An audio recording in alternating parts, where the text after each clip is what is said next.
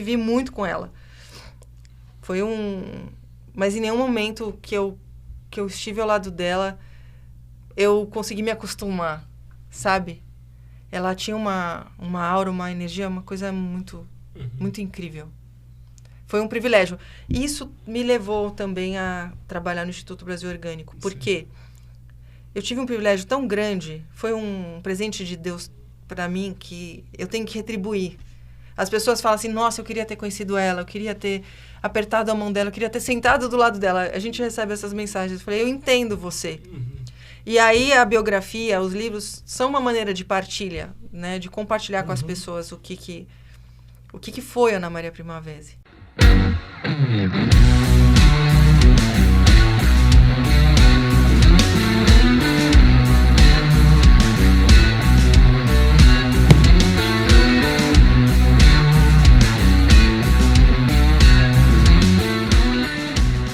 Salve, povo! Bem-vindos a mais um podcast do Ibra, o nosso Ibra Talks. Lembra aquilo que eu peço no começo?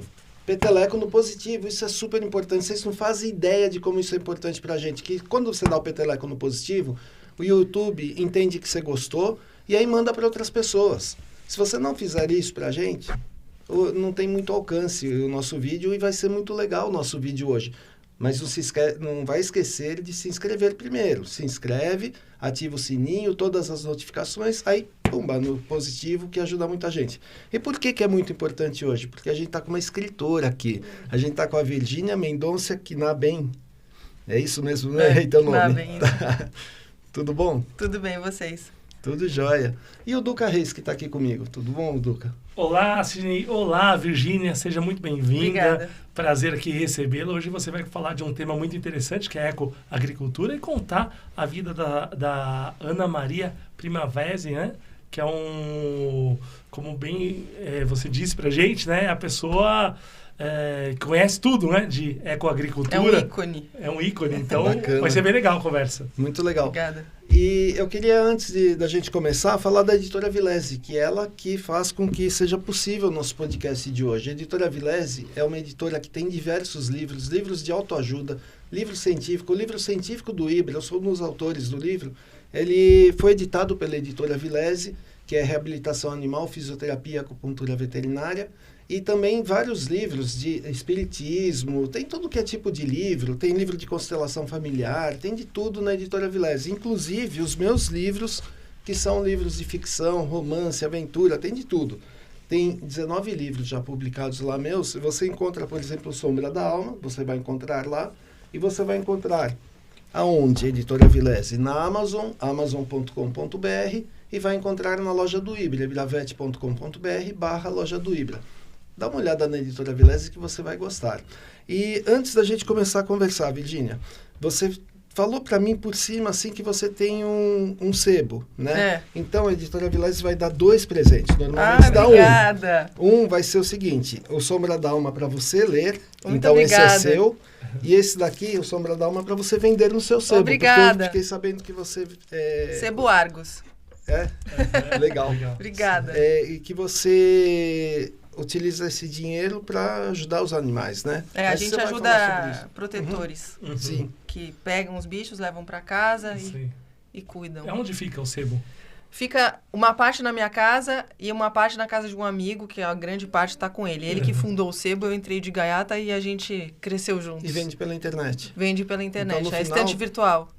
Oi? Pela estante virtual. Estante virtual, beleza. Mas no final a gente vai falar de novo sobre isso, para o Legal. pessoal não esquecer. Mas antes, Virgínia, eu queria que você falasse sobre você, porque eu quero te conhecer. Eu não te conheço ainda e o pessoal aqui todo quer te conhecer. Eu sou geógrafa de formação. Uhum. E estava até comentando, né? As pessoas perguntam muito o que faz um geógrafo. É uma profissão meio complicada, a não ser de você ir para as escolas dar aula de geografia, né? Mas eu me formei em geografia, mas eu queria agronomia. Quando eu fui escolher o vestibular, eu queria agronomia porque eu queria estar no campo com animais, plantas, eu sempre gostei disso. E aí entrei no vestibular em Botucatu, mas eu entrei na geografia aqui na USP e por questões financeiras acabei não indo morar lá. Fiz a USP, mas me sentia sempre muito incompleta. E aí fui avançando na minha vida profissional como professora de geografia. E até que eu fui desenvolver um projeto de educação numa ONG. E eu conhecia a Nina Rosa, que ela tem... A minha vida sempre foi relacionada aos animais. Eu sempre, desde pequena, pegava bicho na rua e tal. E a Nina Rosa Jacob, que tem o Instituto Nina Rosa. Não sei se vocês conhecem. Sim, ouvi falar. E um dia eu fui conversar com a Nina. A gente estava tentando ver se as crianças comiam cascas, talos, folhas, partes não convencionais dos alimentos. Ela falou, mas isso tem muito agrotóxico, né? Naquela época nem se falava tanto disso. Falei, puxa, é verdade. Eu não tinha pensado nisso. Aí ela falou, você já ouviu falar da Ana Primavesi? Eu falei, não. Aí ela me deu 3 CDs. E eu me lembro que eu saí da Nina e entrei no carro, coloquei o CD. A hora que eu coloquei o CD e que eu escutei a voz dela e que eu comecei a prestar atenção no que ela estava falando... Começou, a Virgínia nasceu, assim. Eu comecei a existir como a geógrafa que tinha um sentido. Então, você está perguntando quem sou eu. Eu sou a Virgínia antes, tinha uma Virgínia antes e uma Virgínia depois da Primavera, assim, sabe? Claramente. E aí eu fui atrás dela. Entendi. Mas você só fez a geografia ou você estudou mais alguma coisa para... Não, eu só fiz a geografia. Eu até... Iniciei um mestrado na geografia para estudar um pouco melhor essa parte da Revolução Verde e tal, mas que eu acabei não levando adiante, porque aí eu conheci a Primavesi e eu pedi num dia para a filha dela, posso escrever a história da vida da sua mãe? Imagina! Foi uma coisa intuitiva. Eu não fui lá falar, eu vou lá pedir para escrever. Não, eu cheguei num dia que a gente estava conversando... E eu falei isso, posso escrever? Ela falou, vamos ver. Depois elas falaram sim. Eu falei, putz, agora... Eu sabia zero da vida dela. Zero, nada. Mas isso foi depois que você ouviu a depois voz que dela? eu ouvi, Aí você já foi porque eu fui atrás dela, eu ia atrás dela onde ela estivesse, onde... ela já estava com 91 anos. Sei. Se ela ia fazer assinatura de livro, ela ia pouco, né? Ela já estava com problema no fêmur. Então... Ela ia pouco. Deixa eu só falar uma coisa, eu brinquei com você, quer dizer, eu perguntei para você se você fez só geografia, parece que eu não dou valor para geografia, então deixa eu falar uma coisa para minha irmã, que ela está escutando, que eu sempre brinco com ela é geógrafa, né? Ela fez geografia e turismo. E eu sempre brinco com ela, eu pergunto para ela para que serve geografia. Eu sei para que serve geografia, Sueli, é só brincadeira, tá? E é que você falou de alguma coisa antes, quando a gente estava batendo papo aqui, né? Antes de entrar, né, aqui no podcast, você falou alguma coisa de agroecologia, né? E você foi para esse lado da agroecologia. Como é que você foi? Foi através da... Foi... Conhecendo a Ana Primavesi, os princípios do que ela ensina, né? Eu falo até no livro que parece que a minha cabeça estava cheia de sementes adormecidas. E a hora que a voz dela entrou na minha cabeça, elas brotavam todas ao mesmo tempo. E eu queria aprender tudo. E era fácil de aprender. E eu queria mais e mais e mais. Era uma coisa que... Aí a geografia fez todo sentido, porque eu tinha uma base de clima, de solo, de geomorfologia... de economia, né, de tudo um pouco. A geografia é uma ciência muito completa, ela é mutante, porque o geógrafo ele estuda a evolução do espaço, né, a transformação do espaço. E a agronomia, a agricultura, ela faz isso, ela muda o espaço. Você tira a espécie original e planta para você poder ter acesso aos alimentos que você quer, né? Então, também é uma transformação do espaço, é uma maneira de você mudar. Agora, a agroecologia, ela congrega a biodiversidade, as pessoas, né? Então, é uma ciência muito, muito completa. Porque tem muita discussão se o agro em relação ao meio ambiente, né? Então, quando você fala agroecologia, então tem todo um estudo para que essa biodiversidade não seja prejudicada, é isso? Sim. É interessante você falar isso, porque quando a gente fala do agro, eu não acredito que o agro seja o mal e a gente seja o bem. Eu não acredito nisso. Eu acho que as pessoas fazem o melhor que elas conseguem e tentam fazer o seu melhor, né? O sistema agrícola hoje, ele está vinculado, sim, a usar venenos, a máquina pesada, mas isso já está num adiantado, vamos dizer assim. Retroceder é difícil, as pessoas têm as suas contas, têm seus compromissos, a gente entende isso. Fazer a transição não é simples, né? Voltar. E voltar não quer dizer ser arcaico. Voltar quer dizer você se apropriar de outra forma dessa forma de manejar a natureza, que é o que a Primavera ensina, né? Eu me lembro uma vez que a gente estava... Bom, todas as vezes que eu sentei no sofá ao lado dela, eu senti uma emoção, assim, enorme. E ela era uma pessoa muito sábia. E um dia eu perguntei para ela, doutora Ana, por que o agrotóxico faz tão mal? Eu sei que é um veneno, assim, né? Mas para a planta... E aí ela me ensinou uma coisa de uma maneira tão simples. Ela falou, olha, todos nós somos como se fosse uma tabela periódica de elementos. Quando você joga o NPK, você aumentou 3. E os outros? Você desequilibrou. Você já desequilibrou. O que acontece? A planta já desequilibrou. Quando ela desequilibra, ela adoece. Ela adoece, fica fraca. Quando ela fica fraca... ela já não metaboliza direito, vem os seres que depredam. Igual o cachorrinho aqui dá cria e rejeita o cachorrinho. Ela sabe que ele não vai vingar, né? E aí, essa praga ataca, porque ela tem a enzima adequada para atacar o aminoácido que ficou no meio do caminho, não formou a proteína. Então, ela estava ensinando isso. Quando você faz uso do veneno, você desbalanceia tudo. E aí vem o desequilíbrio, aí vem a praga, que a gente fala, na agroecologia a gente põe entre aspas, porque ela não é uma praga, ela é um mensageiro. Ela está indicando, a sua planta está doente, está deficiente, né?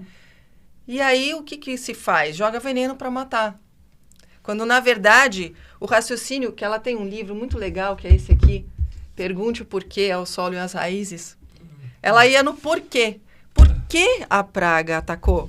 Por que ela foi lá e conseguiu? Porque está doente. Então, eu vou tentar corrigir, né? Peraí, deixa eu entender. Se não tiver doente, a praga não chega. Ela não tem a enzima para digerir. Ela pode até cortar a folha, mas ela vai embora, porque ela não consegue. Entendi. Tem então uma história... Não vai virar uma praga de verdade, não, né? Tem uma história dela que, inclusive, está nesse CD, que foi uma das coisas que eu fiquei fascinada. Ela estava contando que tinha duas plantações de arroz. A primeira adubada quimicamente. Aí ela fala assim, a lagartinha foi lá e rapapá, comeu tudo. E tinha uma do lado abandonada, que o cara não tinha adubado nada. Ela foi para do lado, comeu e morreu. Aí eles pegaram essa lagartinha, puseram no ácido lático, que fica translúcida a lagarta. E da boca ao ânus ela tinha pedacinhos triangulares de folha. Ela comeu, mas ela morreu de indigestão. Eu posso comer essa tampa aqui, mas digerir outra coisa, né? Então, essa história fala, porque ela só tinha a enzima para comer a do lado que estava doente, deficiente. A saudável, ela não tinha. Então, ela comeu, mas ela morreu. A formiga, a mesma coisa, ela fala. Ela ensina... Tem esse livro aqui também que eu adoro. Manejo Ecológico de Pragas. Certo.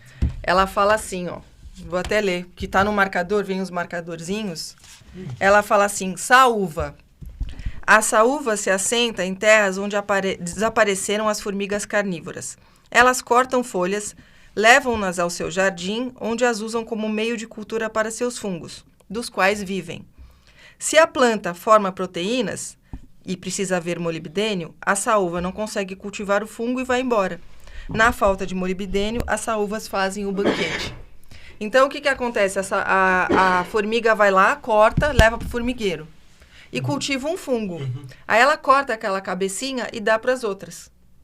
Mas essa folha, ela tem que estar em decomposição. Ela tem que já estar nesse processo. Porque fungo é o quê? Decompositor. Se a planta está saudável, ela demora mais para perder o verde, o turgor, apodrecer e o fungo conseguir agir para formar. Então, ela corta, ela leva. Mas ela fala, ela pensa, não, vai demorar muito, estou com fome. Então, ela vai para outro lugar. É um manejo ecológico do solo. Manejo ecológico do solo, né? Essa é a Bíblia da agricultura. E que a gente, voltando no que a gente estava falando, as pessoas que trabalham com a agricultura convencional, como a gente chama, pouco a pouco estão entendendo que a gente precisa trabalhar com a vida do solo. Então, eu não, vamos dizer assim, eu não demonizo essas pessoas. Pelo contrário, eu acolho e se a gente puder ajudar de alguma maneira, a gente vai indicando pessoas que já trabalham há muito tempo, né? E podem fazer essa transição. E uma coisa que é importante, porque assim, o ser humano comum, eu vou no supermercado, aí tem o alface, que utilizaram o agrotóxico, que custa X. E tem o alface orgânico, que custa 3X. Aí o meu dinheiro é pro X, né? Por que o orgânico ainda é tão caro? Por que não consegue baratear o orgânico? O orgânico, as pessoas precisam ter uma consciência de que quando a pessoa ela vende o orgânico no supermercado e tem aquele selo orgânico, ela paga para ser vistoriada na fazenda dela, para entregar para a sociedade um alimento que preserva a água, a biodiversidade, que não tem veneno, que é cultivado de uma maneira ecológica, né? Então, esse 3X tá nessa vistoria, né? Esse 3X está no pagamento das pessoas que trabalham lá e ganham decentemente, né? Agora, eu, por exemplo, eu tenho os meus animais. Eu compro a melhor ração que existe. Porque eu prefiro pagar na alimentação do que na eutanásia final, que eu já tive vários animais que eu tive que sacrificar no final da vida, muito doentes, com tumores, né? É uma escolha das pessoas. Você paga os seus 3X, mas esse 3X talvez não faça tanta diferença no seu orçamento, se você parar para pensar. Você pode gastar os 2X a mais que você está gastando, você gasta com algumas coisas que você poderia abrir mão, para comer melhor, um alimento pleno e que vai te trazer saúde. Eu entendo isso, mas assim, eu vou fazer o advogado do diabo, Pode tá? fazer. Porque o que acontece? É muito mais complicado você, por exemplo, custa 3X, não custa 3X, a gente está só fazendo uma alusão, né? Uma analogia. Mas por que custa 3X? Porque é mais demorado, mais complicado, as pessoas, você tem uma vistoria, tem tudo aquilo. Se a gente fizesse só orgânico, a gente já está num mundo que falta alimento, né? Falta. O Brasil não, o Brasil desperdiça, mas, por exemplo, você tem dificuldade alimentar em vários países, né? E não vai faltar alimento, não vai faltar. Eu brinco assim, eu falo assim, tudo bem, seria legal todo mundo ser vegetariano, mas teria para todo mundo? Se os carnívoros não comessem carne, né? Então, como que faz esse balanceamento? Qual que é a ideia que você tem para o futuro virar tudo orgânico e não faltar alimento? Por causa da dificuldade que tem de fazer orgânico. Vai faltar alimento com essa agricultura que está sendo feita. Vai faltar alimento. Por quê? Porque, a doutora Ana falava, vocês estão explorando o cadáver de solo. Antigamente, o solo era visto só como um receptáculo da planta, você explora ele. Agora as pessoas acordaram, né, que o solo é a base da vida. Acordaram porque a Primavera e outras pessoas alertaram. A questão da produção agrícola, ela passa primordialmente pela vida do solo. O solo precisa ter vida para ele fornecer para a planta o que ela precisa para crescer, né? A agricultura que exaure o solo, ela tem um tempo para existir. A agroecologia, a agricultura orgânica, ela é cíclica. Você tira e você repõe. Você tira e você repõe. Você dá... não falta alimento, falta dinheiro para comprar alimento, né? E tem uma outra questão. Quando você se alimenta de um alimento orgânico, você se nutre melhor, você come menos. Tá. Você come muito menos. Você não precisa...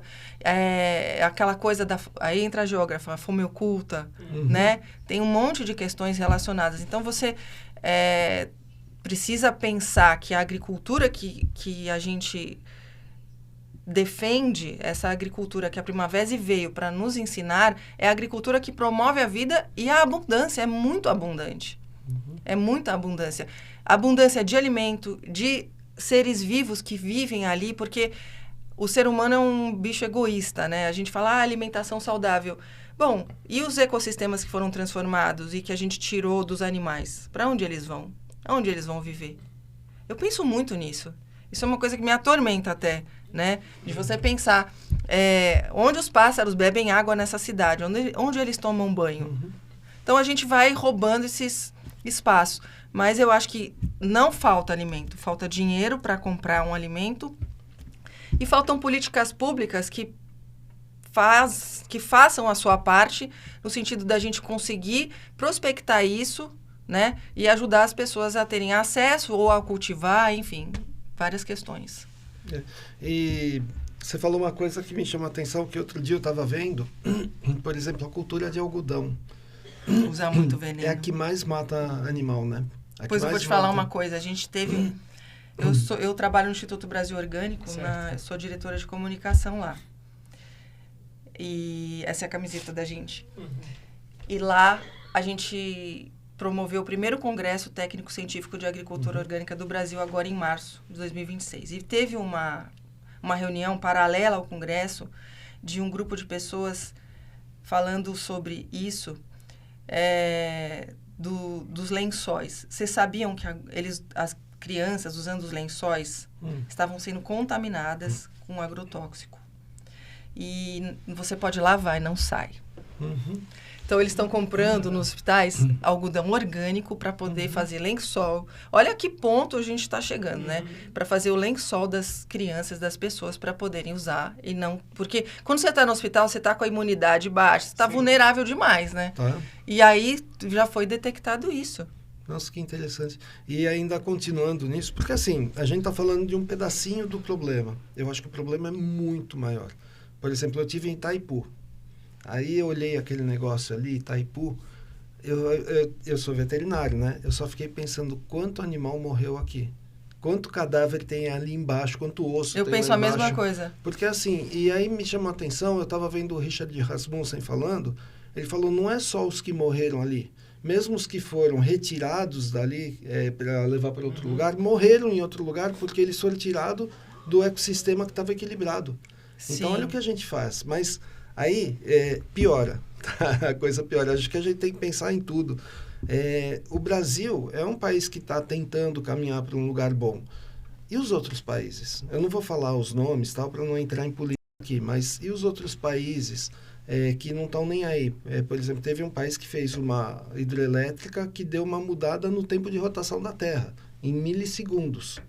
Sim. É mesmo, nem sabia disso. Você imagina o tamanho do lago que eles fizeram ali, né? Então,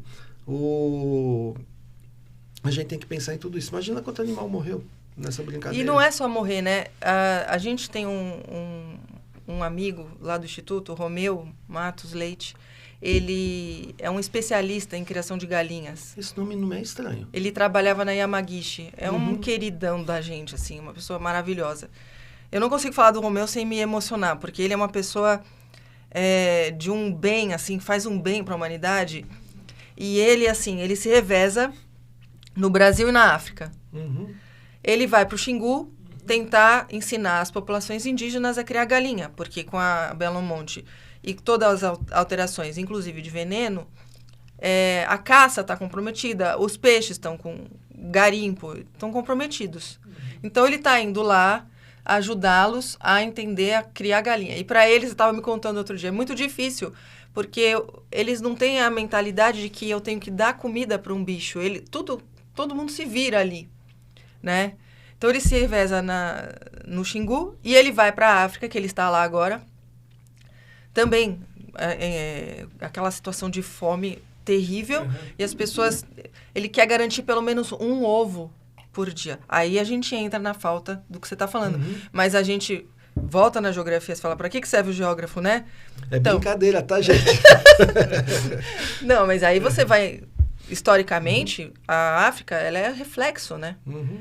Eu me lembro que quando eu comecei a dar aula, eu falava para meus alunos, a África está assim, e quando eu tiver 50 anos, provavelmente ela vai estar assim. Eu estou com 53 anos e ela está assim, né? Desse jeito. E ele quer garantir, o Romeu quer garantir pelo menos que se coma um ovo por dia. E a gente pensa, a galinha é da Ásia, já está na África, no Xingu. A gente já... Eu não sei como é que a gente vai fazer. Se a gente vai ter que readaptar tudo e já está tudo mudado, eu não tenho essa resposta. Não sei. Tem aquele youtuber, Sérgio Sacani, que ele fala um negócio que até dá medo, mas pode ser verdade. Ele fala que o pessoal fala, a gente vai acabar com o mundo. Ele fala, não, a gente não vai acabar com o mundo. O ser humano é que vai acabar. O mundo não vai acabar. Vai continuar. Né? E talvez fique melhor, tá? Você vê a pandemia, né? Os bichos indo para as idades, né? E eu olho assim, de vez em quando eu tenho umas visões meio loucas, né? Eu estava uma vez na praia com meu sogro, e aí lotado de gente, eu virei pro meu sogro e falei, dá uma olhada. Isso daqui não é praga? E aí depois, outro dia eu tava andando na cidade e falei, nossa, a gente é cupim. A gente faz casa igualzinho ao cupim. Destrói o local, né? Que forma aquelas casas, que nem a gente tá dentro de uma casa de cupim agora, né? E assim, a gente vai destruindo a natureza. Só que uma hora a gente vai se destruir. E já tá fazendo isso. A Primavera falava isso o tempo todo. Ela falava isso o tempo todo. É loucura. E você falou do orgânico, que ele preserva o solo, mas para preservar o solo você tem que fazer rodízio de cultura, não tem? Ou, por exemplo, eu posso plantar só milho o tempo todo? Eu acho que depende do lugar onde você tá. Eu não sou agrônoma, né? Não tenho essa parte tão técnica. Mas tem uma passagem na vida da Primavera que ela morou em Sorocaba e eles foram chamados, ela e o marido, Arthur Primavera, para plantar o trigo, mas eles receberam uma terra completamente degradada. Sim.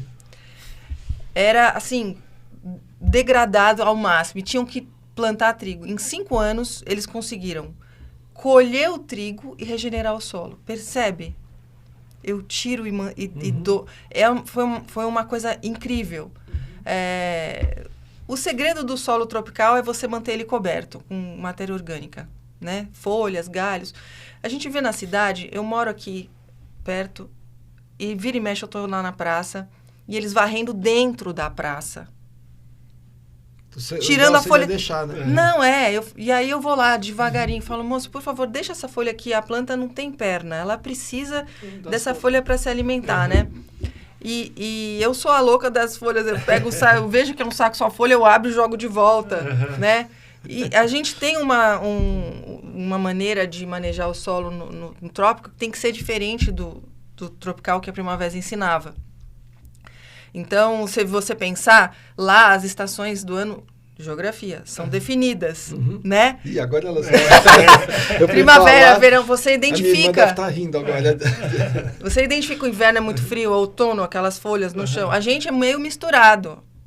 Então, com o nosso clima mais quente, mais úmido, a rocha, solo é rocha decomposta. Então, você tem essa decomposição muito mais acelerada. Então, a rocha está lá embaixo e o solo é mais profundo. Lá nos trópicos, no temperado, é o contrário. O frio demora para ela decompor. Então, a rocha está mais em cima e o solo é mais raso. Portanto, essa camada de solo ela é mais mineralizada, ela tem mais minerais. O nosso não, já vai sendo lixiviado, vai tudo, com chuva vai embora. Por isso que precisa ter o aporte de matéria orgânica, para reviver a microvida do solo. Que as pessoas fazem muito essa confusão. Que eu aprendi isso com ela. Quando você joga matéria orgânica sobre o solo, você vivifica o solo. Os micro-organismos ali decompõem aquilo e formam poros para entrar água, para entrar o ar e para a raiz poder penetrar também. O que resta da decomposição ela fala que é um brinde. É um brinde para a planta. Esse livro aqui, por exemplo, a capa dele é muito linda. Foi feita pela Pamela Simeone. Ela mostra perfeitamente como a chuva penetra. O que você está vendo aqui atrás, ó? Tô vendo morros, né? Morro? Sim, árvores, não. Não, essa parte aqui, ó, azul. Para mim são morros com vegetação, não? E aí, Duca? Não, sim, mas também é uma mulher grávida. Olha isso. Fantástico. Ela foi muito feliz, né? É verdade. Então, tem a fertilidade, né? Tem que colocar a foto desse livro aqui para o pessoal ver. Então, a água percola e ela chega no lençol freático. Aqui é a rocha, mãe. né? Rocha-mãe, a Sim, mãe, sim. que é o solo, a mãe, né? Que alimenta todos, né? Isso. Então, eu adoro essa ilustração, acho ela belíssima. Ela até está no site da Primavera como a homepage. E esse livro você começa a ler até pela própria capa para as pessoas, né? Então, é isso. Você manter o solo vivo para que ele possa continuar produzindo. O pessoal fala de minhoca, né? Que minhoca é bom para terra. Nossa, ele é meu pensamento. Porque eu ia te perguntar, se você fosse ensinar, você veterinário, o que o passarinho come? Passarinho depende do passarinho. Mas geralmente, assim. Minhoca, vai. Minhoca.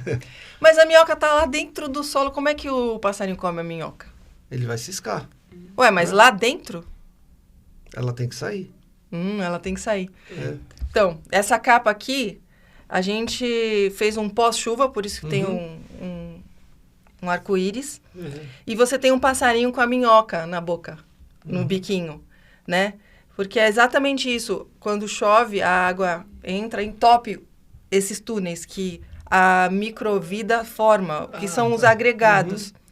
E aí ela sobe, e aí ele puxa, e aí ele come, né? Mas muita gente nunca percebeu isso. A gente não olha mais a natureza, a gente está...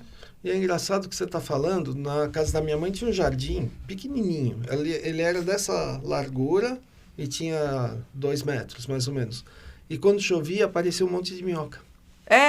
Tinha isso. muita minhoca lá. Tanto que isso. quando a gente ia pescar, a gente cavocava o jardim da minha mãe, ela ficava brava. Tinha bastante minhoca. Então a Ana Maria Primavesi, ela é austríaca, é isso? Austríaca, E aí ela veio pro Brasil, mas ela já era formada lá na Áustria, já trabalhava com isso? Já, ela veio com doutorado pra cá. Com doutorado. Lá emenda, quando você acaba a faculdade, já faz o mestrado, ela vem doutora já. E ela foi uma estudante muito sortuda, porque a safra de professores que ela pegou na faculdade foi muito boa. Certo. Eu peguei o Milton Santos. Olha. Eu tive aula com o Milton Santos. Olha só. E com a Larissa Bombardi também, que é aquela geógrafa que está na Bélgica. Então, a Primavera teve uma safra de professores que a habilitou a entender a agricultura de uma forma muito ampla, né? Em todos os ecossistemas, assim, todos os climas, todas as áreas. E ela lia o tempo todo. Agora, ela ganhou uma sala na biblioteca. Vocês sabem que ela ganhou uma sala especial? A Unicamp tem uma biblioteca, chama Biblioteca de Obras Raras Fausto Castilho. Bora. E tem acervos raríssimos lá. E ela ganhou uma sala do lado do Sérgio Buarque de Holanda, na frente do Antônio Cândido. Eu organizei todo o acervo dela. Fraca. Só. E aí ela ganhou essa sala. Ela é a única mulher desse prédio da biblioteca que tem esse acervo lá. E se você for olhar o acervo dela, quando eu estava organizando, eu falava, gente, ela lia a agricultura da Romênia, coisas assim. Então, ela sabia a agricultura de todos os lugares e ela tinha uma capacidade de retenção de leitura, ela juntava tudo, né? E ela conseguia trabalhar com todas essas junções. Ela conseguia interpretar bem o que ela estava vendo, juntar com outro que ela interpretou, ter uma conclusão nova, era isso que ela fazia? Ela tem uma história dela muito boa. Ela dava palestras e as pessoas ficavam fascinadas, porque ela era muito didática, muito... Esse livro aqui, se vocês lerem, vocês se apaixonam, porque é isso, assim, é uma história de amor pela terra, né? E aí, ela foi lá, fez a palestra, não conhece ninguém, palestra cheia. No final, o moço veio falar para ela, olha, doutora Ana, eu tô desesperado, eu tenho lá os búfalos, eles vão derrubar a cerca, eu vou lá, conserto, eles vão derrubam, eu não tenho mais dinheiro para consertar essa cerca, eu não sei mais o que eu faço. Ela nunca tinha visto esse cara, ela não perguntou onde era a fazenda dele, que raça de búfalo que era, não perguntou nada. Ela só riu e falou assim, mas isso é muito fácil de resolver, tá faltando cobre no seu pasto. Bota lá, não sei se era sulfato de cobre, bota lá. E depois de um tempo, o moço chegou, eu acho que ele pegou o contato dela, falou exatamente isso, nunca mais. Eles iam buscar cobre em outro lugar. Ela tinha uma leitura das coisas impressionante. Sabe? Esse livrinho aqui, é um livrinho, olha como ele é fininho. Uhum. A gente fala que é um livro muito pequeno para um conhecimento muito grande. Chama Algumas Plantas Indicadoras, como reconhecer as características limitantes de um solo. Então, ela andando, e aí ela vê uma planta, ela fala, essa planta está indicando que o pH é ácido. Ah, essa daqui é a planta que indica a fertilidade. Né? E ela ia... Porque, por exemplo, aquela planta só nasce num pH ácido, né? São os ecótipos, Uhum. como ela chamava. Então, lembra que a gente começou a falar das plantas que são as pragas atacam porque elas são, né? Elas têm a enzima para digerir. A plantinha nasce porque ela tem uma condição para existir ali. Uma condição ideal. Né? Então, às vezes, você arranca o mato, mas você precisa entender que ele está nascendo ali por uma condição que está favorecendo que ele nasça ali. É uma crítica que a gente faz, por exemplo, às monoculturas, né? Elas só podem ter uma coisa. Não nasce qualquer matinho, tem que tirar, porque a máquina passa e tem que ser uma coisa só, atrapalha e tal. E se você pensar em fazendas que são um deserto verde, que é só uma coisa, né? Sendo no Brasil tudo é biodiverso, né? Até nós mesmos, como a gente estava falando, né? Somos uma raça biodiversa, não tem uma correspondência, né? Eu vi ontem... Olha, a gente está conversando hoje de coisas que eu vi ontem na internet, que eu estava fuçando. É uma plantação de algodão gigantesca, assim, a máquina passando e tirando. Monocultura, né? Mas era gigantesco, um negócio assim que você não via, tava na tela assim, a máquina desse tamanhinho na tela, e você não via os limites da plantação. Mas eu vou falar uma coisa, eu não lembro que ano foi, eu fui acompanhar a doutora Ana numa visita à fazenda da Native, do açúcar. Uhum. Eu fiquei muito impressionada, porque é monocultura, e ele tem uma biodiversidade lá maior do que da Serra do Japi ali do lado.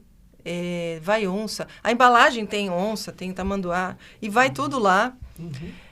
E o solo ali é de uma vida. Ele foi uma hora, ele pegou um punhado e trouxe para a doutora Ana. Ela fazia assim. Eu tenho isso gravado, até pus acho que está no Facebook da Ana Maria Primavesi. Ela fala, nossa, tá muito bom isso. Cheiroso, ele fala assim, faz 20 dias que não chove. E ele planta cana, né? Uhum. E vai tuiuiu. Nossa, é uma coisa impressionante. Aquilo mexeu muito comigo, porque ele mostrou pra gente que e ele tem um manejo ecológico do solo, todo escangalhado lá, de tanto consultar. Ele falou, eu consulto muito a Primavesi, né? E é monocultura e um solo muito vivo, com uma diversidade de animais circulando, né? Então, você vê que o segredo tá no solo vivo. Você pode ter uma monocultura orgânica como ele tem, né? Parece uma contradição você dizer isso. Mas eu fui lá, a gente ficou muito impressionado com isso. É interessante isso daí. Voltando na planta que só nasce em determinado solo, você falou, quando você chegou, a gente bateu um papinho rápido, né? Você falou que você tem aquário, né? Eu tenho fora um laguinho. Ah, é? Porque é o seguinte, não sei se o Duca sabe, tem peixe que só vive em água ácida, tem peixe que só vive em água alcalina, em água neutra. Se você misturar, morre. Você pegar por exemplo, você tem uma água alcalina. Aí você pega um de água ácida, coloca lá Tanto quando você vai comprar, neon. tem lá os pHs. Isso, você compra, às vezes, pelo pH, não pelo peixe. Você coloca um peixinho neon dentro da água alcalina, ele morre. Ele morre. É a mesma coisa a planta. Provavelmente o solo alcalino mata determinada planta e nasce outra. Né? E aí dá para você saber como é que está o solo, o que tem lá. Exatamente. Que tem nesse livro aqui. Exatamente. Eu tive muitos aquários. Eu tive 150. Nossa! Porque assim, imagina a cabeça de um veterinário. Eu peguei e comecei... De água salgada? Não tive nenhum de água salgada porque eu não tinha tempo de cuidar. A água salgada, se desequilibrar, já era, né? E eu cuidava de 150 e não tinha tempo para água salgada. E assim, nascia, por exemplo, eu consegui fazer um sistema legal que ficou bem equilibrado, então nascia muito peixe. E eu não vou matar. Então eu tinha que comprar outro aquário. Aí nascia mais peixe, eu tinha que comprar outro aquário. Fui comprando, aí inventei de fazer outros tipos de criação, colisa lalha e tal. E, por exemplo, a colisa chega a dar 1.000, 2.000 peixes. Nossa. Se você fizer direitinho. Aí tinha que comprar outro aquário. Agora você não tem nenhum. Não, depois que eu me formei não tinha mais tempo. Mas Quer dizer, depois que eu entrei na faculdade, não tinha tempo nenhum. Você teve 150 ao mesmo tempo? Ao mesmo tempo. Nossa. Minha mãe ficava louca. Aquele monte de bomba funcionando ao mesmo tempo. Imagino. Foi loucura. Mas era assim, um de água ácida, outro de água neutra, outro, tudo assim. Tudo bem separadinho, né? Mas tive... Então, essa parte até que eu entendo um pouco, assim, que você precisa equilibrar bem tudo. E eu imagino, do mesmo jeito que a água para o peixe, o solo para a gente, né? Sim. O solo para a planta. E você é veterinário, a gente também tem uma constituição que tem um pH, o seu estômago tem um pH ácido 2, né? Uhum. Então você também tem as suas questões de pH, né? Sim. pH é um dos elementos que você precisa considerar, claro. Sim. E ela falava isso, né? E a geografia tem essa vantagem, ela une várias questões, né? Então, ela falava, você tem que ter o professor que fala da hidrologia, ou da pedologia, outra do clima, mas tem que ter um que junta tudo para fazer sentido. Uhum. A gente fraciona para entender melhor, e ela faz isso. Tanto que quando ela lançou esse livro, Manejo Ecológico do Solo... Esse grandão, né? Ela recebeu uma crítica dos bambambãs da agronomia. Eles se incomodaram de tal maneira... Primeiro que começou com esse aqui, a biocenose do solo, ela deu aula na Universidade de Santa Maria. Uhum. Quando ela escreveu esse livro, começaram a circular cartas anônimas detonando o trabalho dos dois, porque eles falavam de ecologia, de vida do solo e tal. E a gente nunca soube que tinham tido essas cartas anônimas. Só descobrimos porque quando eu fui arrumar o acervo dela para ir para Bora, a gente achou. Agora eu pergunto, por exemplo, você fez o seu livro aqui, né? Eu falo, que porcaria de livro, né? Não gostei desse livro. Eu vou me dar o trabalho de escrever carta anônima, mandar para você para... A não ser que incomode demais. Tem que incomodar muito. Mas é muito. Você não concorda? Sim, concordo. Porque por que eu vou perder meu tempo? E aí, como é que ela descobriu que alguém, amigo, recebeu essa carta anônima e escreveu um bilhete. Falou, é uma baixeza o que estão fazendo, tal, estão circulando. Aí mostrou, né? E então, esse livro, Manejo Ecológico do Solo, depois quando ele sai, ele vai ser totalmente combatido. E aí vem uma turma, que é uma turma de agrônomos, que falam, não, olha só o que ela está falando, isso aqui, né? E começa a fazer, começa a dar, não é que começa a dar certo, dá mega certo, né? A coisa vai. E começa uma mobilização de pessoas e até hoje a gente vê assim, eu escrevi uma vez um texto chamado O Exército de Primavera, porque ela tem realmente esse exército de pessoas que a seguem e que é o caminho da prosperidade. É o caminho da prosperidade.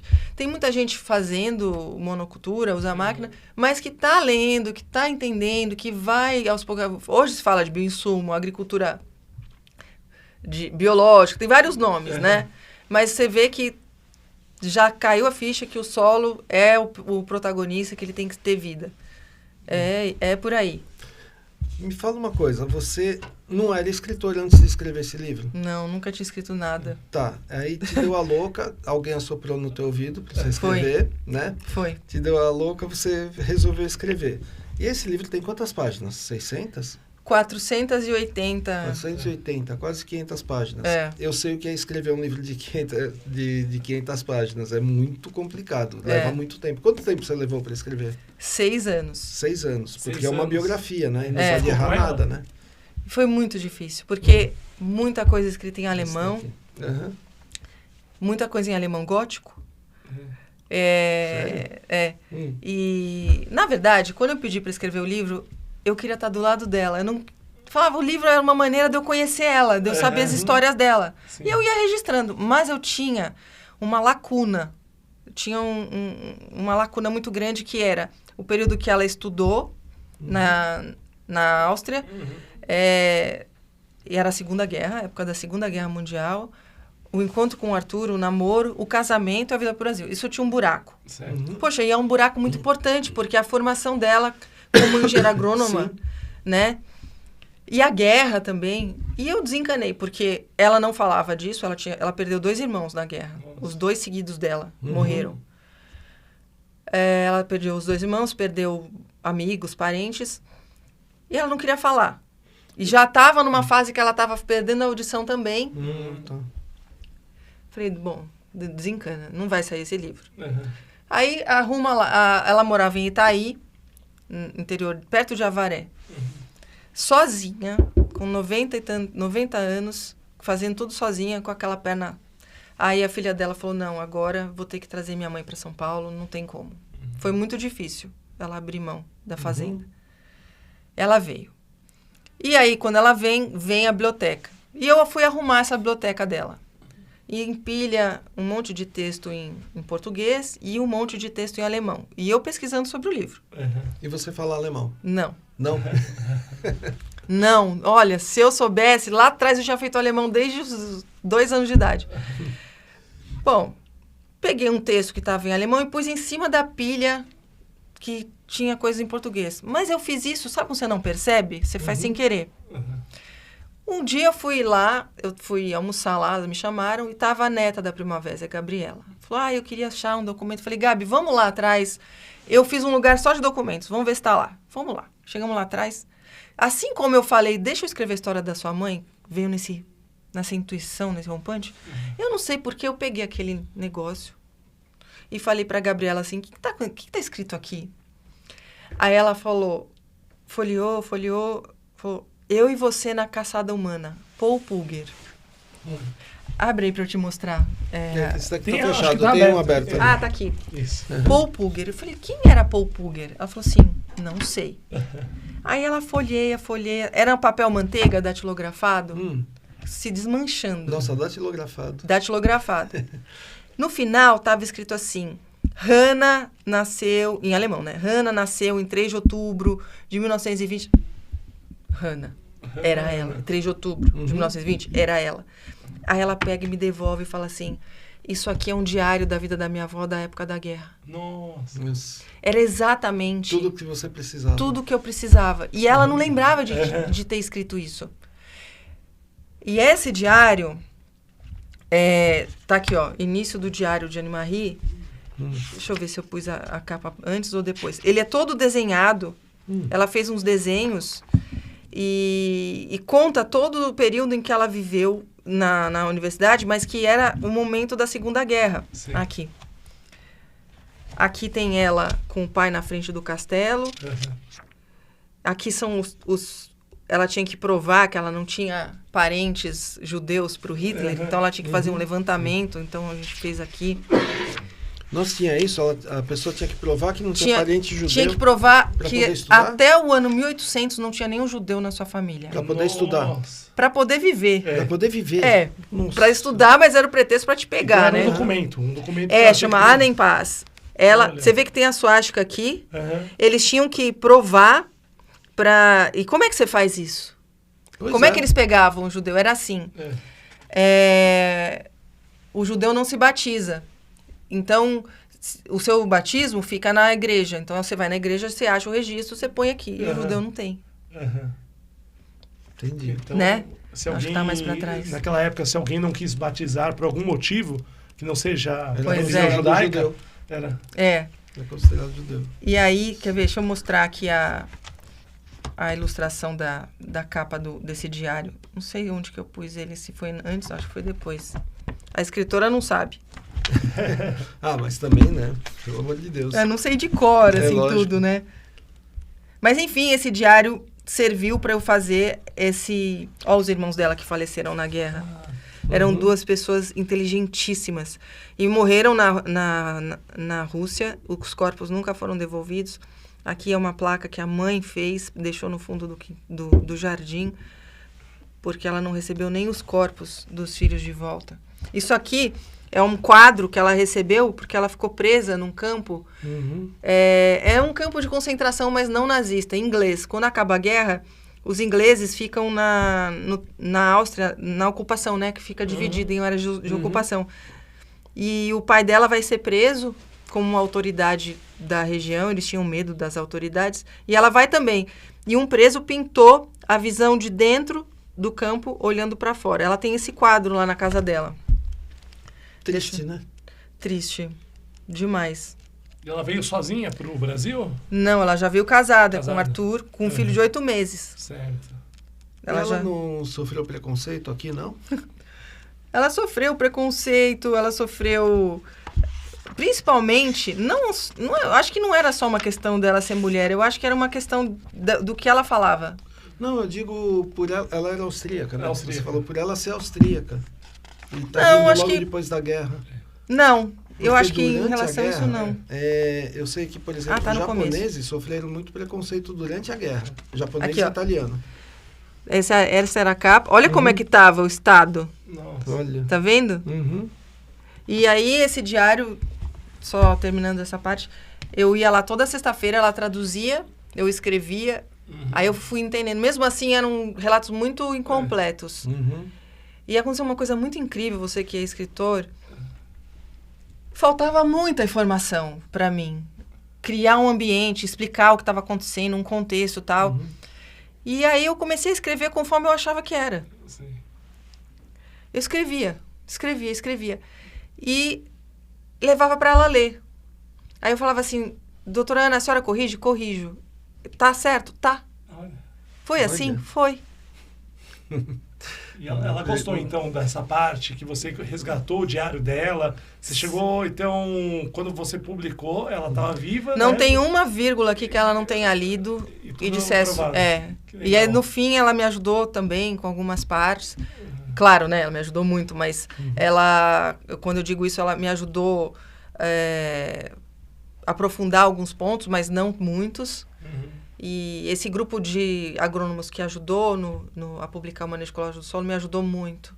E estão no Instituto Brasil Orgânico hoje, né? Que é o que a gente faz, é levar adiante esse legado da agricultura, né? Sim. Fala um pouco desse instituto. O Instituto foi fundado no dia do aniversário dela, Legal. em 2019, com o intuito de fazer um trabalho de apoio a essa agricultura de base ecológica. Eu falo essa agricultura de base ecológica porque tem muitas denominações, natural, agroecológica, sintrópica, generativa, orgânica, mas todas têm o mesmo princípio que é esse, né, da ecologia. E então é um grupo de pessoas que se uniu para ajudar a agricultura a se desenvolver. Então, a gente tem ações mais políticas, de enviar cartas cobrando do Ministério algumas ações. Fizemos o congresso, nós nos reunimos toda semana, a gente trabalha muito lá. E está sendo um trabalho muito bonito, porque esse movimento é muito sofrido, é muito difícil ser pequeno. É muito difícil, né? Essas pessoas têm muito desapoio. E a gente chega e fala, não. Criamos um grupo de WhatsApp, por exemplo, que a gente compartilha as questões. Então, deu um fungo aí na minha horta. Você já passou por isso? Você joga lá, olha, eu fiz isso. Eu não faça isso que dá tudo errado. Pô, é uma ajuda enorme, né? Então, o Instituto tem esse intuito de a gente alavancar e juntos. Então, congregando todas essas formas de agriculturar. E como é que sobrevive o Instituto? Doações? A gente tem um grupo de mantenedores, todo mundo pode entrar. Custa R$20 por mês se você colabora. E você entra a gente tem um mapa que você é pontuado. E é muito legal, porque você, sendo pontuado no mapa, se você quer morar no campo e não sabe, aí você fala, deixa eu ver onde tem uma pessoa aqui. Aí você vai lá, vê que tem um vizinho ali e abre uma página dessa pessoa no mapa. E você vai ver que ela planta morango, ela planta hortaliça, ela tem pomar, não sei, o que ela faz. Ela pode ser seu vizinho, te ajudar, né? E você entra num grupo de WhatsApp que a gente vai se unindo. A gente está construindo um trabalho muito consistente no Instituto, eu considero. E com base na Primavera também. Como que a pessoa faz para entrar? Entra no site institutobrasilorganico.org.br, tem lá Faça Parte. Uma das pessoas que apoiam muito, muito a gente é o Marcos Palmeira. Legal, Ele está onipresente lá no site. Ele é uma pessoa maravilhosa, ele ajuda. Virgínia, liga para o fulano que ele pode entrar para o Instituto e ele ajuda, ele é muito querido. E a gente já tem pessoas muito interessantes lá. Né? Uma delas é o Namastê, que faz agrofloresta, um queridão. Tem a Tati e o João Roquete também, que tem a permacultura lá em Bagé, que eu amo esses dois. Então, a gente tem um timaço no Instituto Brasil Orgânico. É um timaço mesmo. Você quer aprender sobre permacultura?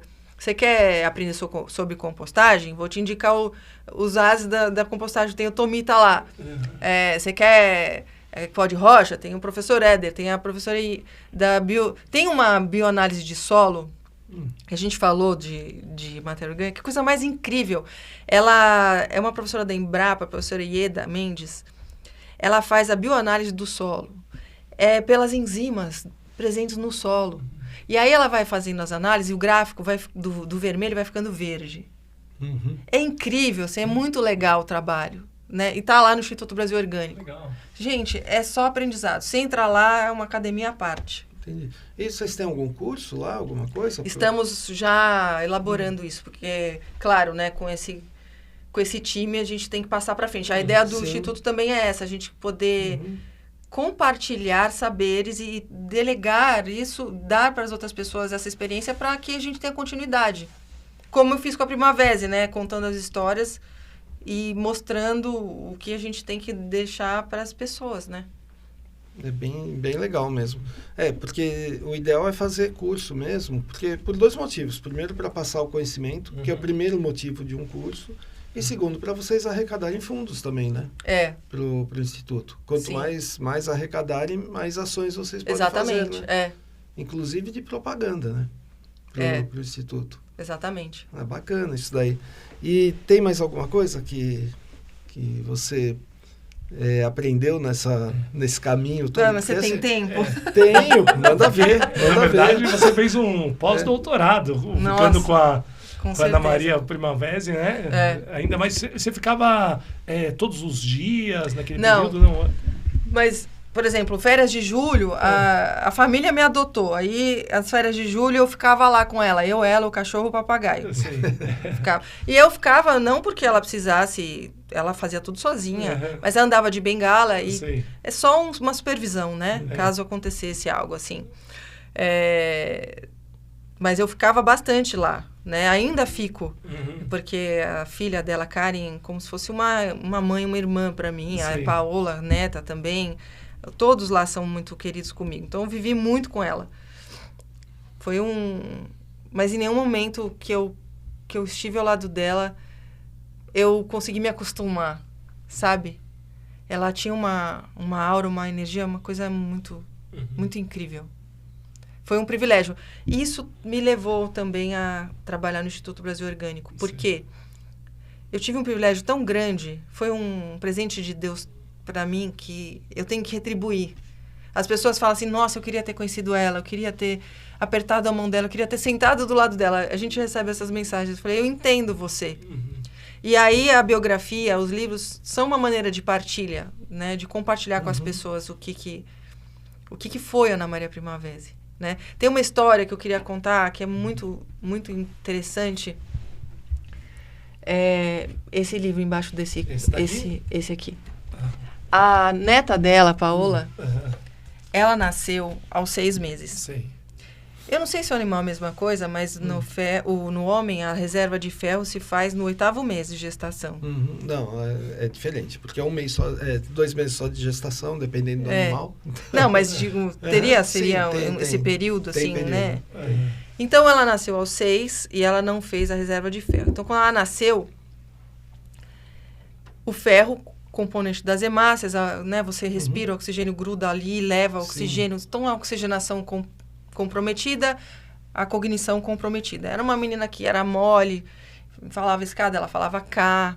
Quando foi período de escola, ela não acompanhava. Anemia ferropriva. E aí a filha falou, a mulher da escola falou, não acompanha, vai ter que ir para outra escola, escola especial. E a Primavera observando.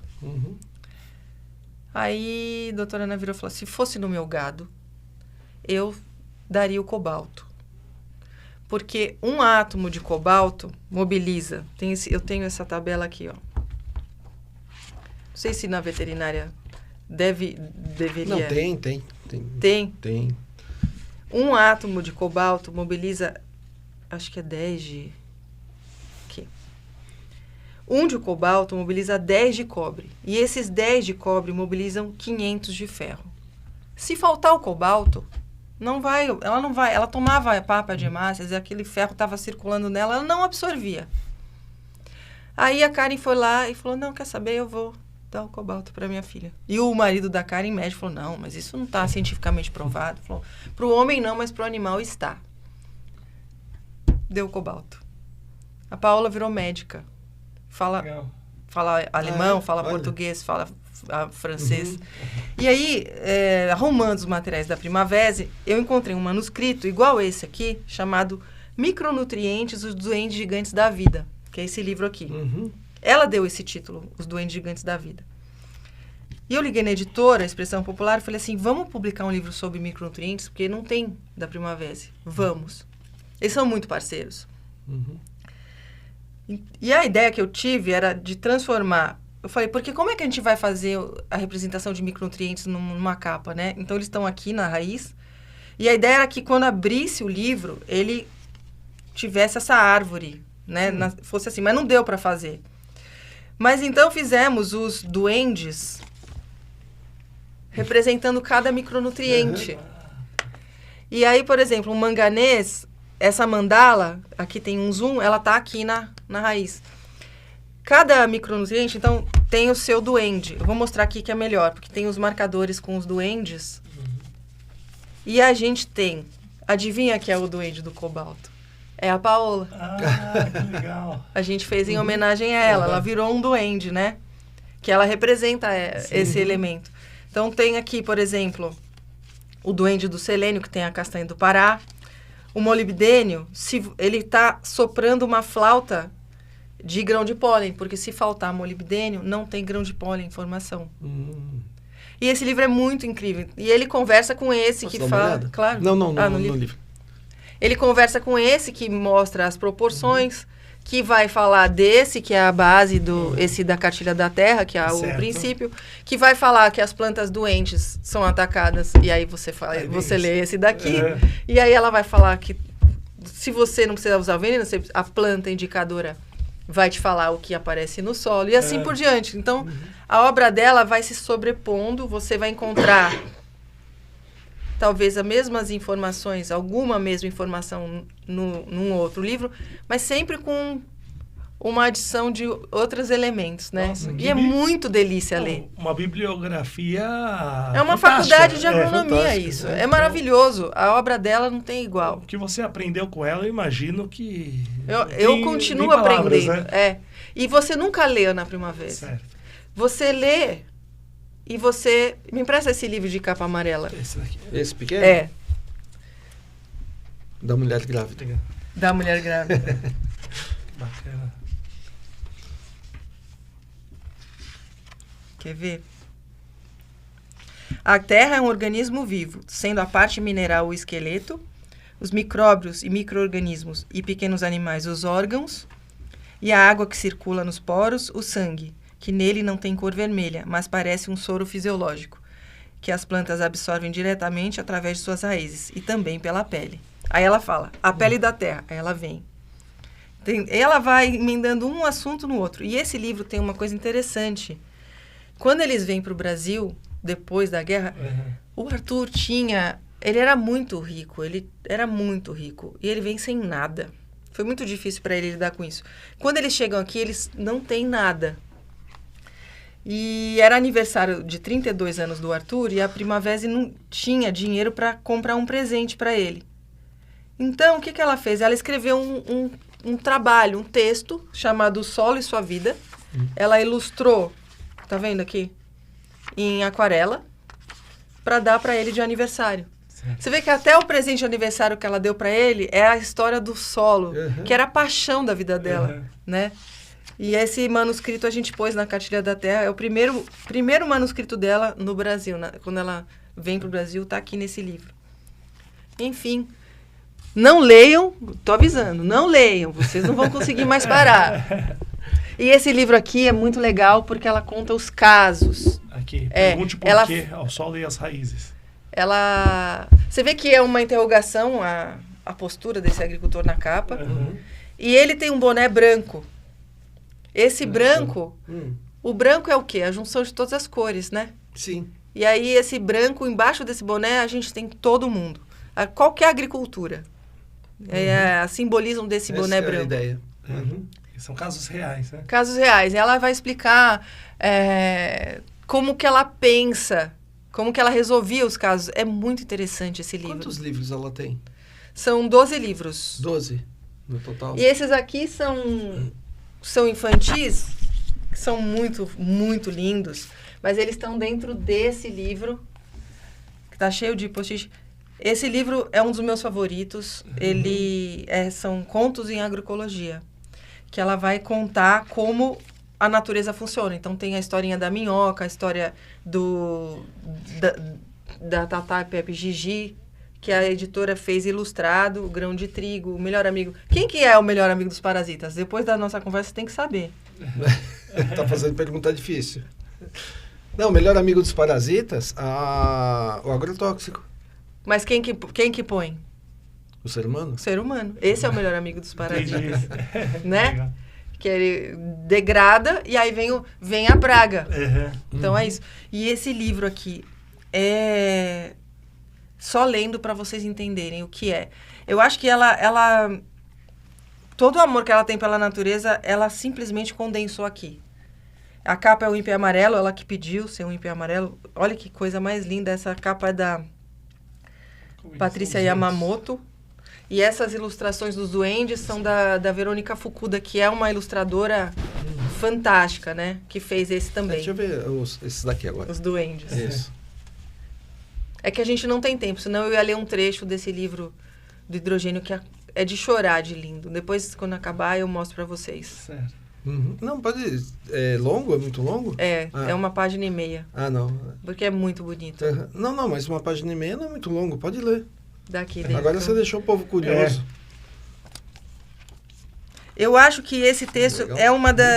é um dos textos mais lindos que eu já li na minha vida. Uhum. Vocês acreditam que os minerais mais valiosos sejam o ouro e a prata, ou o ferro e o cobre? Ou acham que estes, na forma de cristais coloridos como o rubi e a esmeralda, sejam mais valiosos? Sabem por que se chama alguma coisa de preciosa? Porque existe pouco e muitos a querem. Se ninguém a procurasse, não iria valer nada. Mas tem coisas que nos parecem muito comuns e mesmo assim, se faltar, morreremos, como por exemplo a água e o oxigênio. Sabiam que toda a matéria é simplesmente energia? Energia concentrada? Também as rochas, os minerais, a terra, tudo é energia. E quando a terra era somente energia e os minerais se formaram, alguns conseguiram apanhar mais prótons e elétrons e outros menos. Os que apanharam muitos chamam-se de metais pesados, como plutônio ou urânio. Outros conseguiram poucos, como o hidrogênio, que somente conseguiu um único próton e um elétron, porque era tímido demais para entrar na competição. Os outros riram dele. Dorminhoco, pegou somente um próton. Com um próton nem conseguia formar matéria firme e sólida, tinha de continuar um gás, o gás mais leve que existe. Mas, como ficou muito ressentido, se tornou tão furioso que se inflamava por nada. Mas também, para os outros, nem tudo era alegria. Do urânio fugiu o hélio, um gás, que levou-lhe 4 prótons. Isso deixou o urânio tão envergonhado que deixou de ser orgulhoso e radioativo e se transformou numa simples substância prateada, o chumbo. Gases são minerais? O urânio dizia que sim, com um olhar furtivo ao hélio. O hidrogênio disse que não querendo ter nada em comum com essas criaturas orgulhosas e maliciosas. E enquanto todos os minerais se orgulhavam de sua forma e de seu brilho, de seu papel na Terra, o hidrogênio ficou triste. Que forma, cor e utilidade tinha ele? Aí Deus o chamou e disse: como eu sou o início e o fim, o alfa e o ômega, quero que você seja o início de tudo que tem a vida e que criarei neste mundo. E depois chamou o oxigênio e disse: você dará vida, mas também será o fim de tudo. O que o hidrogênio formar, você destruirá para que a vida possa continuar. E assim, cada decomposição será uma oxidação. Dou-lhes também poder sobre os minerais que podem corroer. Somente os que são metais, com brilho de sol e de lua, sobre estes não terão poder. Daqui em diante, sejam companheiros. E numa explosão de imensa alegria, os dois se abraçaram e saíram unidos na forma de um líquido cristalino, a água, substância das mais importantes para a vida, seja na forma sólida, líquida ou gasosa. Que legal. Muito bom. Agora, deixa eu só falar uma coisa. Os meus alunos que estão escutando, eles viram uma coisa que eu falo sempre na aula, que é a matéria e a energia concentrada. Sim. Eu falo sempre para eles. E, inclusive, eu sou acupunturista, né? Ah. Na acupuntura, os chineses já falavam, sei lá, o pessoal fala 3 mil anos, outros falam 10 mil anos, ninguém sabe direito, né? Mas eles já falavam que o Qi, que é a energia, se coagula para formar matéria. Então, é bem isso mesmo. Então, se você é acupunturista, que aqui está em preto e branco, você já ouviu falar da máquina Kirlian? Nunca ouviu falar? Não, máquina Kirlian. Máquina Kirlian é uma máquina que você põe o dedo e ela lia a sua aura. Já ouvi falar. E aí, a Primavera fazia experimentos com as plantas. Foi a única pessoa que fez isso até hoje. Então, aquilo que a gente conversou no começo, eu tenho uma planta normal, saudável, e eu adubo com nitrogênio, aumento o nitrogênio, desequilibrei. Aí mostra a energia indo embora. Aqui a energia circula e aqui a energia vai embora. Então, ela falava de tudo isso daí nas palestras dela, e no final ela ainda provava, com fotos de energia, que é o desequilíbrio da planta que traz a doença, que é a teoria da trofobiose, né? Que tem o Francis Chabousseau que fala isso. O excesso atrai os seres que vão sugar e que vêm predar, de certa forma. Isso. Predar, porque a natureza preza pela continuidade, né? Dizem que a gente combate o câncer todos os dias no nosso corpo, não é? Sim. Então, por quê? A vida tem que prosperar. A gente vai tentando combater. A natureza da mesma maneira, né? Então, eu acho que essa coisa do inseto que vai lá e come uma planta doente é pro bem. A gente nada não enxerga. Se cria, nada se perde, tudo se transforma. Exatamente. É bem isso, né? É bem... Mas, bacana. E o pessoal encontra... Bom, você já falou do Instituto, né? Onde o pessoal encontra. Repete a página do Instituto. www.institutobrasilorganico.org.br. Tá. E onde que o pessoal te encontra? Eu não tenho Instagram. Não tem Instagram? Você Não. precisa ter Instagram. Não tenho. Mas eu mexo, eu que faço o Instagram da Primavera. Então, quer me encontrar? Eu que gerencio o Instagram da Primavera, da Ana Maria Primavera, e do Facebook dela também. Certo. E por aí você me acha. E qual que é o Instagram? Primavera. É tudo junto. Eu fiz um site também, tem o contato lá, www.anamariaprimavera.com.br, que tem todos os textos que ela escreveu, tudo que ela fez, está tudo lá. Antes de ir para a biblioteca de Albaçara, a gente escaneou e pôs no site. Porque entendemos que nem todo mundo vai poder ir, né? Para a biblioteca. Então, a gente colocou lá. E ficou alguma coisa que você quer falar? Faltou alguma coisa para falar dela? Eu sei que se deixar, você vai falar uns 5 anos sobre ela. Né? Com certeza. Eu digo de coisas assim que você veio porque ele ia falar e a gente esqueceu de perguntar ou não perguntou. Acho que tem só uma parte que a gente não falou, que foi quando ela morou em Itaberá, que ela morou em Minas, tanto que a Karen, filha dela, nasceu lá. E ela entrou em contato com um universo que ela nunca tinha tido acesso, que são benzedeiras, curandeiros, pessoas místicas, né? E tem um episódio muito incrível que ela foi morar numa casa e era uma casa cheia de cobras. Ela se enrolava na cadeira, dentro da gaveta, no armário. E ela, com criança em casa, falou pro Arthur, eu não posso ficar morando aqui, não vou ficar aqui. Falou, não se preocupa, eu vou lá chamar um encantador de cobras.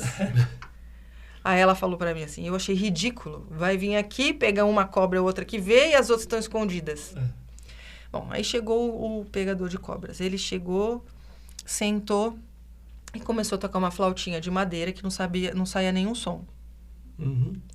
E de todos os lugares, nos inimagináveis, começa a sair cobra.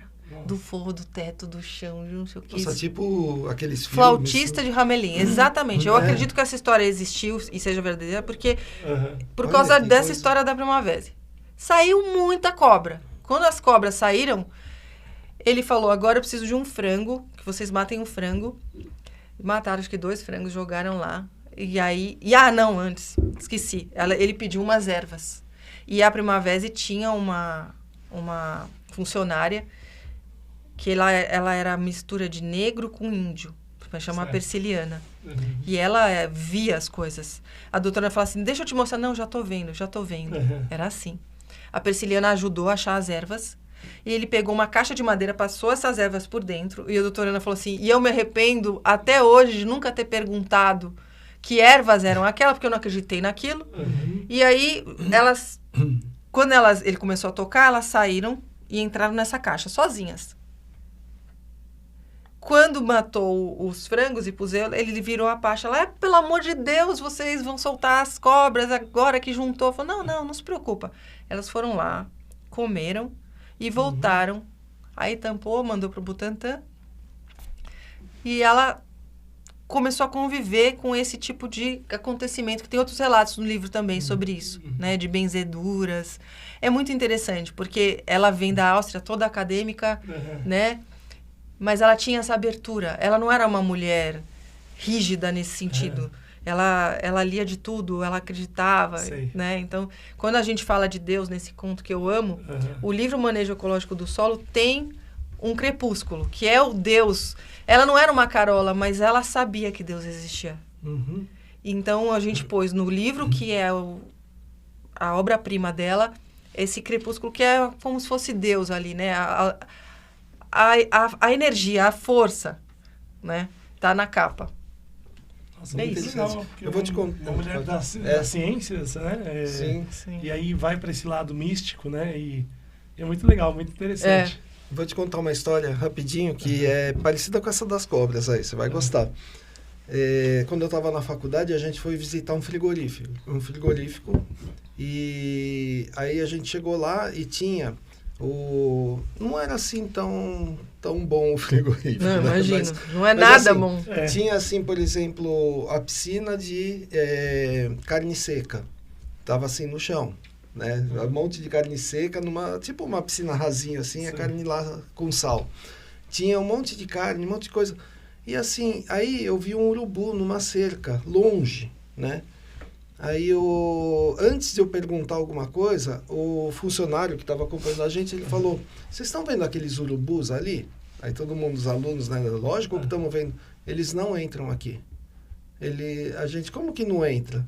Eles não entram. Eles chegam, param na cerca, mas eles não entram. Porque eles entravam, vinham aqui, estragavam tudo. A gente chamou um índio. O índio veio aqui, fez uma reza deles lá, que não sei se chama reza de índio, né? Fez a reza, que agora é indígena, né? Olha que coisa incrível. Na época ele falava índio. E, a partir daí, eles não entram. E pode reparar que tem urubu voando, mas nenhum passa aqui em cima, a gente olhando assim, os urubus fazem a volta. Essas coisas, elas existem, elas são reais. Só que a gente... Não conhece. Perdeu, a gente perdeu isso. A Primavera tem uma história também. A gente tem mais 3 horas de conversa. Pode falar. Ela morava em Itaí e... Ela trabalhou em Santa Maria com o marido, foram super visionários lá na Universidade de Santa Maria, e aí ela vem morar, quando ela volta para morar em São Paulo, com o marido, o Arthur estava com câncer na próstata, e ele faleceu em 77. Foi muito difícil para ela. Depois que ela compra a fazenda em Itaí, vai morar lá, um dia ela está sentada na poltrona dela, lendo de manhã. Chega o Arthur, passa por trás dela, passa o braço assim e fala assim, não fique triste, tem que ser assim. E some. Tá aqui no livro esse relato. Ela falou, e era perto do Natal, ela ia passar o Natal aqui em São Paulo, perto da casa da filha, falou, vai acontecer alguma coisa comigo. Chegou à tarde, ela sentada do mesmo jeito, ele veio de mesmo jeito, abraçou, passou a mão assim por trás do ombro. Não fique triste, tem que ser assim. Aí, na noite de Natal, o filho dela sofreu um acidente fatal de carro. Nossa. Ele avisou ela. Né? Essas coisas são... Você leu A Queda do Céu? Não li. Você leu? Não. Mas você sabe que livro é? Não. Do Davi Copernaua? Não.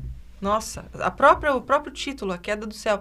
Ele fala que Omama, que é o deus deles, ele enterrou os minerais no solo para segurar o céu. É um contrapeso ao céu. Uhum. E que o homem vai lá e minera e libera isso. Que o céu vai desabar. E que aquilo solta uma fumaça tóxica que a gente não vê, mas ele, que é iniciado nos mistérios, porque o livro conta como ele se esvazia para virar um xamã. Ele quase morre. Então tem toda essa descrição, é muito incrível o livro. E essa parte que ele conta que o céu vai desabar, porque a gente está tirando o contrapeso do céu que o Omama enterrou, é uma coisa é mítico, mas ao mesmo tempo é real, né?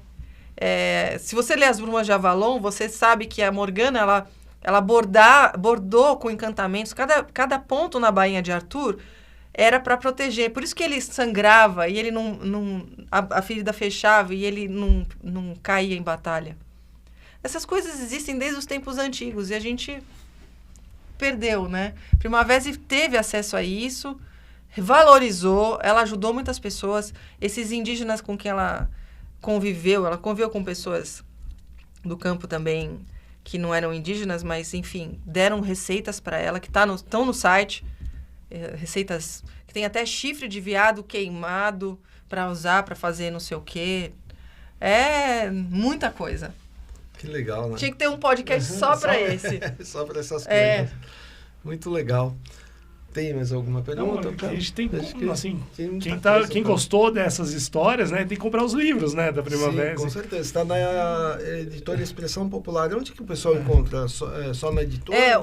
Pode comprar pelo site da Primavera, porque lá tem a explicação dos livros. E tem uma loja virtual. Aí que você clica, vai direto para a editora. Ah, tá bom. Aí compra direto lá. A editora é muito parceira, eles vivem fazendo kits, promoção. No aniversário dela, a gente sempre faz alguma coisa legal. Gosto muito desse pessoal. Compra lá na Expressão Popular, tem todos os livros. Agora o Manejo Ecológico do Solo chegou na Expressão Popular, que ele era da editora Nobel. Certo. Agora ela tem todos os livros. Legal. Então compra lá. Bacana. E lá na Expressão, eles fizeram um banner, quem quiser pode pedir por e-mail, que tenha o tutorial de qual começa, porque são vários. Qual que eu leio primeiro, as pessoas perguntam. Tem que saber, Então tem lá, começa com esse, sugestão de leitura, né? Claro que o Manejo é o pós-doutorado, outra encarnação, você lendo depois, deixa por último, esse é o penúltimo. E esses são os mais, né? E esse aqui, lê se quiser, que é a história da vida dela. Não, esse tem que ler, como se quiser. Se quiser, né? Esse tem que ler, que é o que ela escreveu, né? Esse que eu te dei a terceira edição, porque esse meu aqui, ela estava viva, né?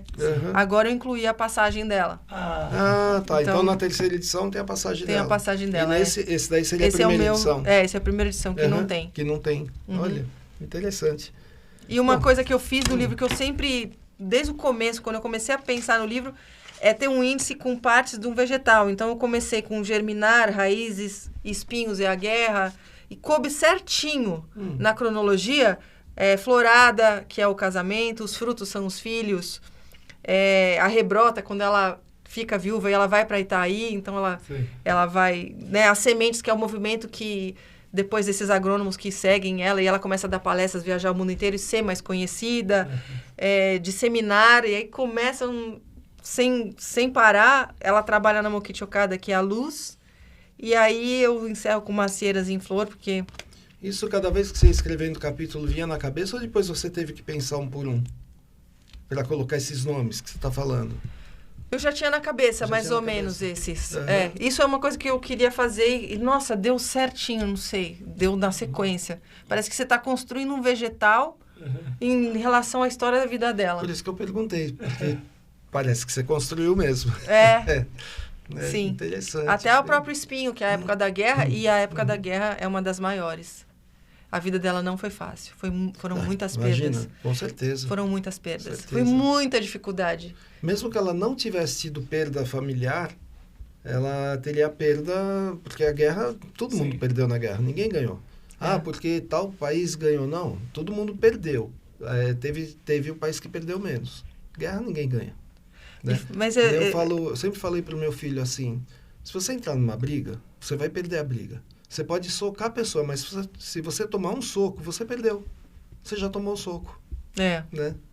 E é a mesma coisa a guerra.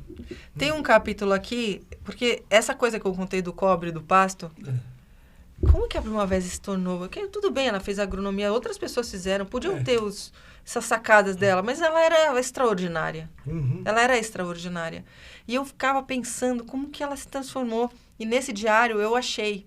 Ela fez uma excursão com um professor, Johannes Gorbing, e esse professor foi ele era chamado de profeta porque ninguém entendia a lógica dele.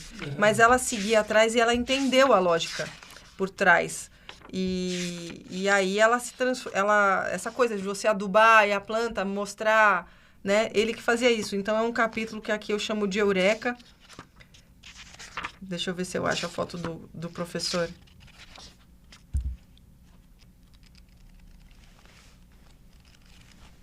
Não sei se eu pus mais para trás. Qual que é a história da palavra Eureka? Tem uma história Tem. atrás da palavra Eureka. Pessoal, você escreve aí pra gente no comentário qual que é a essa é história uma da boa. Eureka. Eu sei que tem uma história legal. Depois eu mostro. Eu não sei onde que tá a foto do Gorbing. Nem sei se tem ele ou se eu pus... Não. Já é tanto lugar que eu tenho o site, tenho o Facebook... o Instagram dela, eu acabo não sabendo mais se eu pus lá, se eu pus aqui, já não sei. Essa foto aqui é muito bonita, mas ela é muito triste, porque atrás dela tá escrito assim: última vez que nós estivemos todos juntos, no final de agosto de 1940, porque em 28 de março de 41, Wolfgang morreu, e em 19 de dezembro de 43, Sigmund. Escreveu Anne-Marie atrás da foto. Aí tem aqui o pai, a mãe, ela, os dois que morreram e os caçulas. É uma foto muito... Triste, né? É triste. Porque eles sabiam que iam morrer os irmãos. Um deles, quando voltou para casa, ele estava olhando a janela e aí a mãe chegou e ele falou: eu sei que eu nunca mais vou ver isso de novo. É muito triste, porque era só gente para morrer. Todo mundo ia morrer. Eles não foram para ganhar guerra, eles foram para fazer linha de frente para morrer. É uma estupidez, estupidez. Pois é. Guerra é estupidez. Guerra é estupidez, Qualquer total, guerra. Qualquer uma. Exatamente. Bom, queria agradecer muito. Você já deixou os contatos, né? Está aqui, você deixou na descrição. Com certeza, na descrição também. Na descrição do... Obrigada, viu? Queria agradecer muito, muito. Eu não conhecia a Ana Maria Primavera. Agora estou começando a conhecer, mas eu vou ter que ler o livro. Agora eu tenho que ler. Para poder entender melhor, né? E é bem interessante. Tudo que você falou aqui é muito interessante. Claro que eu tive que fazer o advogado do diabo, né? Para poder... Mas é bom, né? é bom. Sim. É uma construção, um contraponto, né? E é muito legal. Eu não sei se eu sou uma boa advogada de defesa, mas a gente tenta também. Você defendeu bem. Eu tive que ficar quieto. Você defendeu bem. Bacana. Queria agradecer você. Obrigada a vocês. E o Duca Reis, que está aqui, queria agradecer também. Eu que agradeço. Foi um podcast bem gostoso. Também não conhecia a Primavera, mas depois de hoje, eu acho que eu vou... despertou a curiosidade para conhecer mais as obras dela, o trabalho dela. E parabéns por você estar levando esse legado, você contribuindo. Obrigada. As suas redes sociais? @Duca Reis, Instagram e TikTok. A minha é Sidney _Piesco e com isso a gente foi.